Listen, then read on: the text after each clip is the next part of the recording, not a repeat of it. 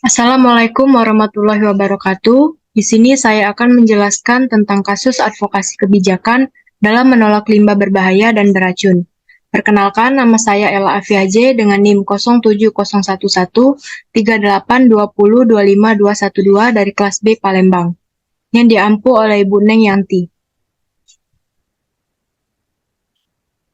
Masalah lingkungan yang ada di negara Indonesia selalu menjadi isu yang tidak pernah sepi dari pemberitaan, terlebih dalam aspek governance yang melibatkan unsur pemerintahan. Salah satu permasalahan lingkungan adalah mengenai pemberian izin lingkungan yang diberikan oleh pemegang kekuasaan kepada pihak swasta yang tidak melibatkan unsur masyarakat dalam pembuatannya. Aktor networking theory dalam advokasi kebijakan dimaknai sebagai jaringan yang merupakan elemen penting dan tidak terpisahkan dalam sebuah advokasi kebijakan. Rahardian 2020. Aktor networking teori memiliki fungsi sebagai alat eksploitasi untuk memahami proses interaksi manusia dan non-manusia guna menciptakan sebuah jaringan stabil maupun tidak stabil. Kalon 1991 mengklasifikasikan aktor networking teori ke dalam 4 tahapan, yaitu yang pertama problematization, yang kedua interestment, yang ketiga enrollment, dan yang keempat mobilization.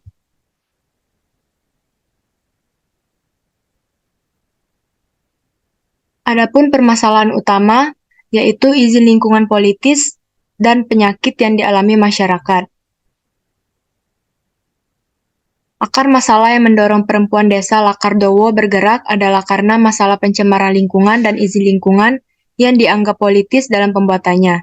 Tertuang dalam SK Bupati nomor 188 garing 1886 garing Kep garing 416 sampai 110 garing 2017.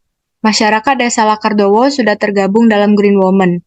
Green Women ini mengadukan permasalahan kepada organisasi Ekoton karena warga tidak mengetahui bagaimana langkah dan strateginya.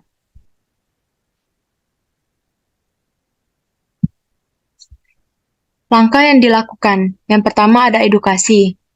Melakukan edukasi kepada masyarakat mengenai bahayanya limbah industri. Yang kedua ada pendampingan, yaitu mendampingin warga untuk yang terdampak dalam mengadukan masalah. Yang ketiga fasilitas, memfasilitasi bantuan hukum untuk menangani gugatan. Selanjutnya, setelah langkah yang telah dilakukan oleh Green Women, juga mengajak organisasi Ekoton untuk mengambil beberapa sampel di berbagai titik penimbunan limbah berbahaya. Yang kedua ada mobilization, melancarkan tekanan pada pemangku kebijakan. Langkah pengorganisasian secara bersama ini dilakukan secara rutin di Omah Lakardowo yang merupakan sekretariat bersama.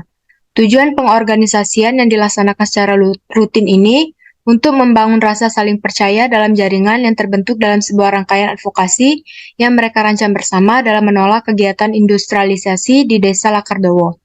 Koalisi yang sudah terbentuk menggunakan kepercayaan dan keterbukaan dari anggota yang ada dalam koalisi untuk memobilisasi anggotanya. Pierce dalam 2016. Yang ketiga ada kesimpulan. Aktor networking teori berusaha untuk mempengaruhi aktor yang terlibat dalam mengatur pendelegasian tugas. Yang kedua, Green Women juga mampu memobilisasi masyarakat yang ada di 5 dusun desa Lakardowo untuk bersama-sama berjuang dalam mendapatkan hak lingkungan hidup yang sehat. Baiklah, itu dia yang dapat saya sampaikan. Saya ucapkan wassalamualaikum warahmatullahi wabarakatuh. Terima kasih.